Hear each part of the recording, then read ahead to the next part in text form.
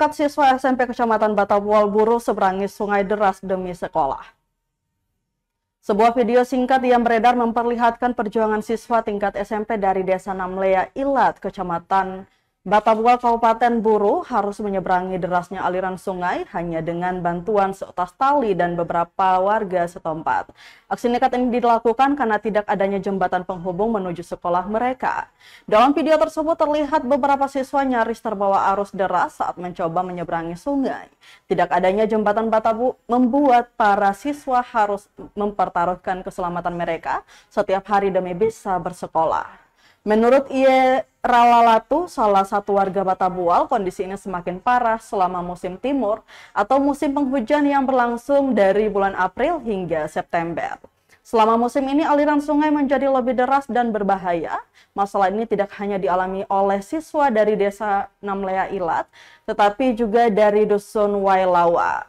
Para siswa dari Dusun Wailawa harus menyeberangi sungai untuk mencapai sekolah di Desa Waimorat, sehingga banyak di antara mereka yang tidak bisa bersekolah. Situasi ini menjadi semakin mendesak mengingat saat ini siswa SD, SMP, dan SMA sedang menjalani ujian semester pertama. Banjir yang terjadi pada Senin 3 Juni 2024 memperparah kondisi, menghalangi siswa untuk mencapai sekolah dan mengikuti ujian. Warga Batabual berharap pemerintah Kabupaten Buru dan Provinsi Maluku dapat segera memberikan perhatian dan solusi terhadap masalah ini.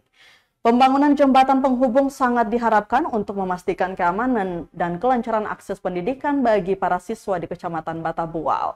Kondisi ini membutuhkan penanganan segera agar hak pendidikan para siswa tidak terhambat oleh masalah infrastruktur yang bisa membahayakan nyawa mereka.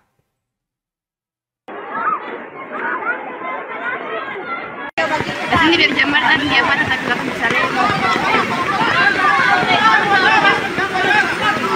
Woi, jangan banyak-banyak orang. Dua orang satu kah? Sabar. Download Tribun X sekarang. Menghadirkan lokal menjadi Indonesia.